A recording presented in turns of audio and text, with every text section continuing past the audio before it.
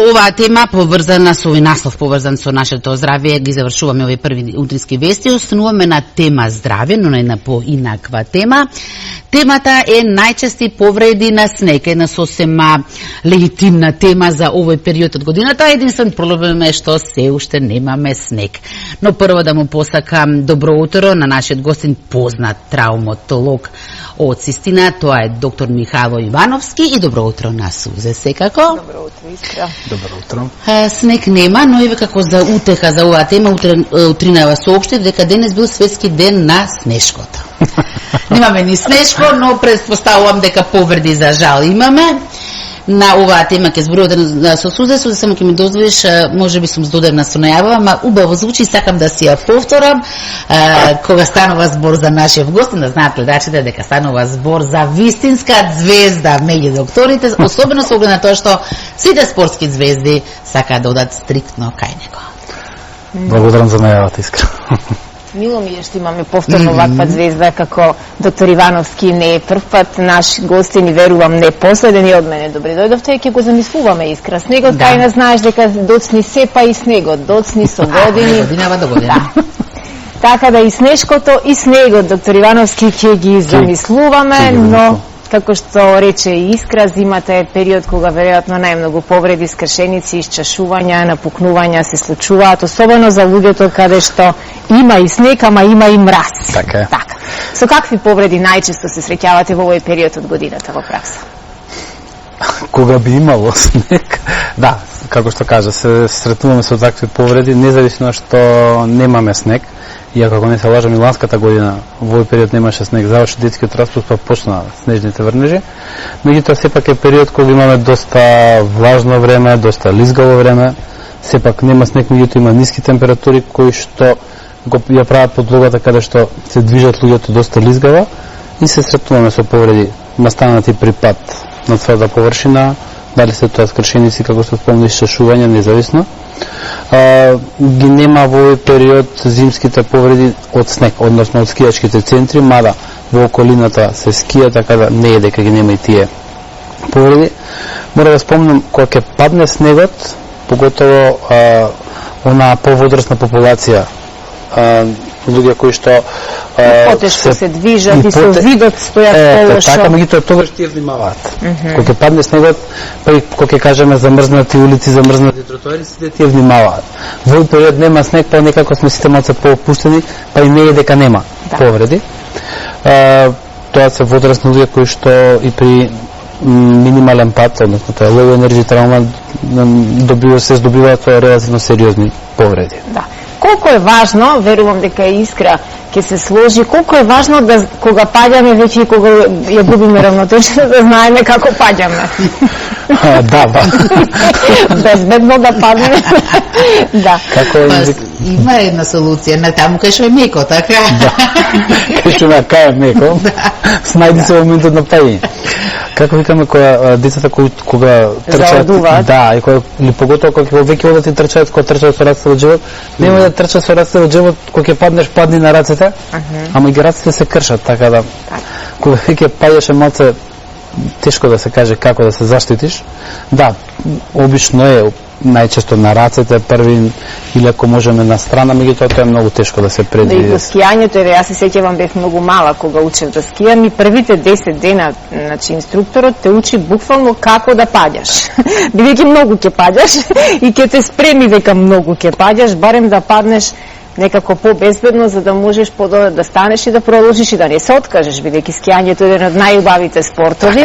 За жал, ние одамна веќе снег природен тука не можеме да си дозволиме, дали и природата не ни е наклонета, не знам повеќе.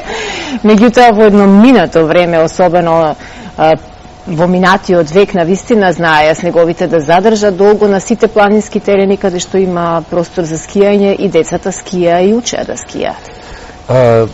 И сега, искрено, и јас сум долги години скијач, и јас моите деца ги форсирам и ги терам да научат да скијат, пошто е апсолутно многу убав спорт.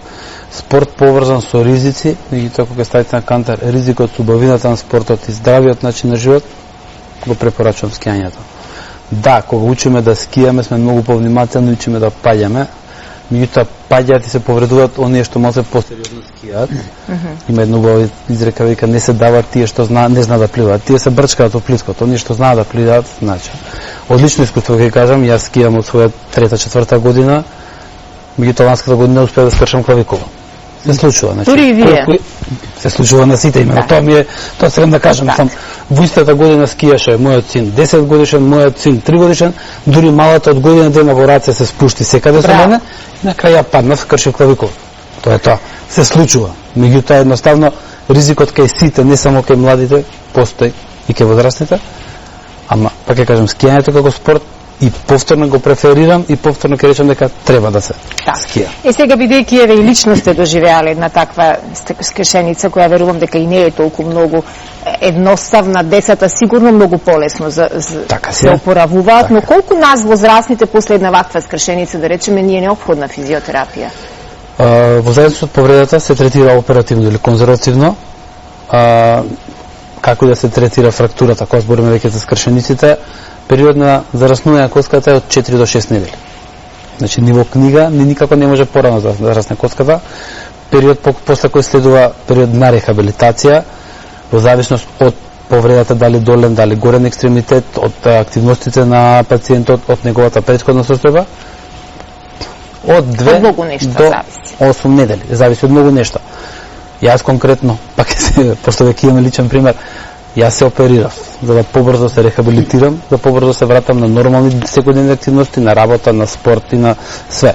Има пациенти кои што нема потреба да се оперираат, има пациенти кои што мора да се оперираат, така да секогаш е индивидуален пристап. Така, кога се работи за скршеница, во минатото гипсот беше првата работа која се ставаше често пати во едно подалечно минато, кога медицината и не беше толку многу отидена напред со решенија, и погрешно зараснати коски се случувале, па дополнителен проблем, дополнително пролонгирање на целата таа состојба. Какви се решенија нуди современата медицина?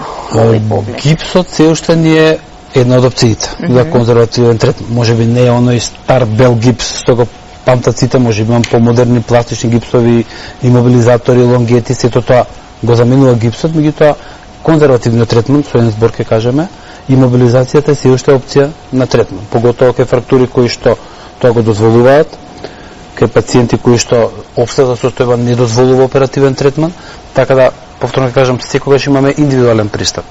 Има фрактури кои што мора да ги оперираме. Има фрактури кои што мора хитно ги оперираме во првите 6 до 12 сати од повреда. Има фрактури кои што посекако мора да се почека ден, 2, 3, 5, 7, па да се третираат оперативно. И повторно ќе кажам, има фрактура кај пациент кој што ќе помине конзервативно, и истата фрактура кај друг пациент може да се третира оперативно.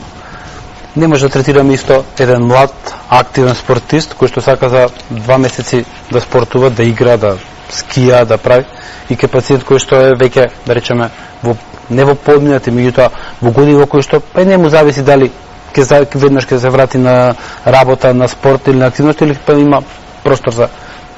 Од друга страна, тој истиот повозрасен пациент најверојатно е склон со други коморбидитети на ризици, така да треба да ставиме на кантар. Така. Искрено не знам колку е голем твојот прак на толеранција на болка. Не има секакви. Некои луѓе поднесуваат голема болка, некои луѓе навистина да се гребнат на прстот, па одма прават драма. Во втората категорија спаѓам. Сега знаеш што ми е прашањето. Така слушам, ме боли. Фрактура на ногти. Да. Ќе ми дозволиш, морам да го потпрашам со докторот. Мислам добро што ви завршило ова со повредата. Да, плочка функционирам, тоа е. Да, и се може да се дискутира на таа тема. Особено тоа што се еве за прв пат сте смениле улогата, сега вие сте биле пациент, ме интересира каков пациент бевте, како си го одбравте колегата што ќе ве оперира и дали му кажувавте вие што треба да прави? Не можев да му кажувам што да прави, па како прво што немав ни намера, пошто тоа е нивна работа уметот, а второ бев во анестезија, спиев, така да немаше никако. Инаку? Каков пациент бев, видете, од моментот кога тоа се случи, не се случи во Македонија, се случи Боровец, бев со комплет цела фамилија, сопруга, 3 деца и сите, си се довозев до Скопје, си отидов во болница, си се сликав, видов дека може да помине и со конзервативен третман и со операција. Сами си дадовте диагноза. Си дадов диагноза, колегите ми рекоа може и така како кажеш ти. Ја реков идам дома да преспим, утре се вели ќе си легнам, да ми изоперирате, затоа што јас реално сакам да функционирам побрзо. Тоа се случи недела, понеделник се вели ми изоперира, ја веќе од средата функционирав најнормално, со болка, со имобилизација, меѓутоа бев во амбуланта. Тој викенд ми доаѓаше колега од Софија, со кој што не оперирав, он оперираше јас само. Бев со него и во неделата веќе заминав со фудбалската репрезентација на Македонија на припреми за Анталија, на една рехабилитација. Така да ја го изживав тој пат. А можев 4 до 6 недели да бидам раснат со стела до имобилизација. Едноставно ми се гледаше тога многу покомплицирано отколку легни за оперирај се.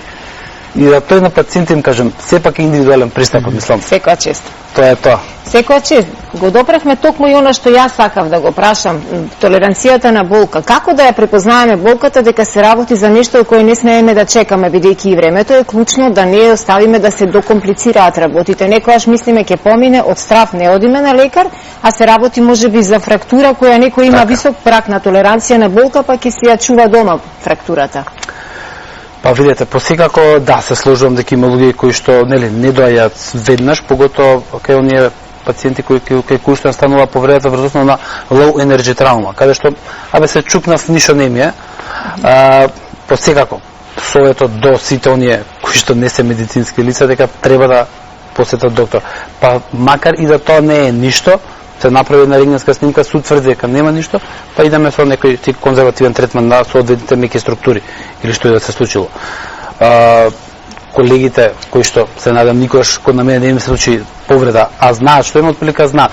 Значи јас лично знаев дека се работи за фрактура на клавикула, си ставив по соодветна мобилизација со колегата вакво и успеав да си доволам, знаев дека имам простор, нели, сепак да не ги ставам во ризик сите што беа со мене. Така да сам си се прегледав на терен, сам си доскијав до доле, имаше другари со мене што река дека малце вика језиво изгледаше тоа како се прегледа, ама боле јас се прегледам отколку сепак јас знам што се случува со мене во моментот. Секоја чест, доктор Ивановски навистина го качува процентот на мажи кои што како пациенти се од оние кои што не легнуваат во кревет и чекаат сите околу нив да ги жалат. Бидејќи често пати се шегуваме на таа тема дека мажот кога е настинат тогаш цело семејство страда. Ма не се шегува на таа вистината, нели? Не има различни.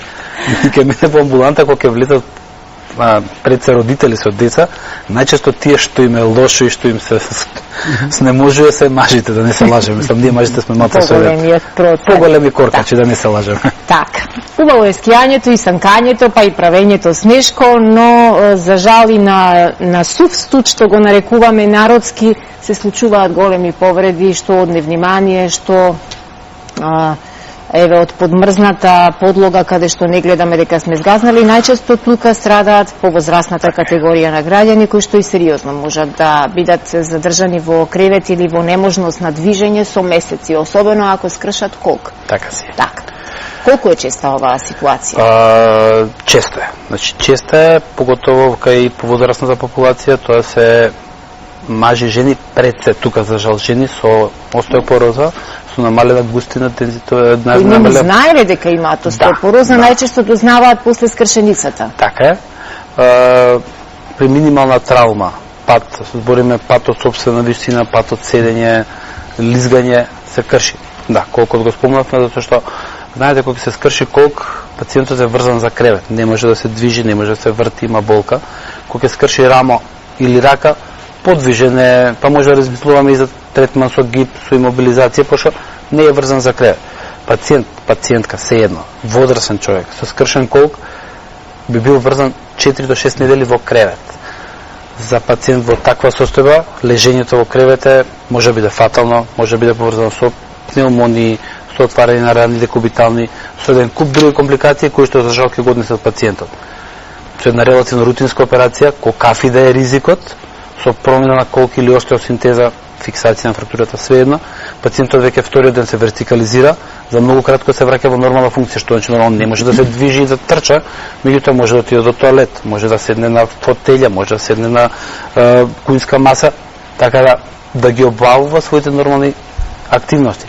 Така да, пак ќе се вратам дека различен третманот на фрактурите и на пациентите. Да. Ние немаме уште многу време, но имаме доволно време уште да кажеме што најчесто ги штити нашите коски и што им гарантира на извесен начин, ако воопшто можеме да зборуваме за гаранција на коските, подолг век. Видете, здравиот начин на живот, исхраната влија. Што е клучно во исхраната за да ги заштити коските и да го одложи старењето на истите? Последниот период, последниве вируси, болести научија сите нас дека истина испитуваме витамин D, витамин К, калциум, магнезиум. Тоа све се суплементи кои што сега денеска ги внесуваме, пред се затоа што ги има на пазарот. Меѓутоа и преку една нормална здрава исхрана, како сакате кажете, во нормален внес на млечни производи, на протеини, на јаглехидрати, го прават нашиот организам многу поздрав, безбеден. И посекако треба да знаеме дека сите ние после 55-60 година би било убаво да направиме некои рутински превентивни испитувања за да знаеме дали можеби ни треба малце повеќе внес на некои суплементи. Пошто ги веќе зборевме за коските, да, густината коските, дензитометријата многу лесно се испитува и многу лесно председамите се предиспонирани ради годините, менопаузата и сите тие работи кои што влијаат на намалување густината, која што многу лесно се испитува и лесно се коригира. Спомна дека немаме време, искраме најави како доктор кој што работи со спортисти, а не спомнавме ни една спортска повреда. Покрај коските има еден куп повреди што се структури, лигаменти, мускули кои не се само зимски, туку се апсолутно ќе падне снег, па ќе падне ке време, пак ќе разговараме. Да, ако падне. Да. Искрилеш уште некое прашање, имаме ли време? Па мислам дека горе-долу опфативме, реком ако ја отвараме сега другата тема за спортски повреди, тоа многу ќе трае, така што веќе се закажавме тема за следниот пат. Доколку сте слободен, докторе, секако знам дека сте презат. Значи за вас ќе се ослободам, нема проблем. Благодариме премногу. Благодарам уште еднаш. Така, тоа беше доктор Ивановски, познат травматолог од Аџибадем Систина. Проговоривме и подсетивме колку треба да внимаваме и во овој зимски период, ама и секој ден во годината. Искра, што ни е следно?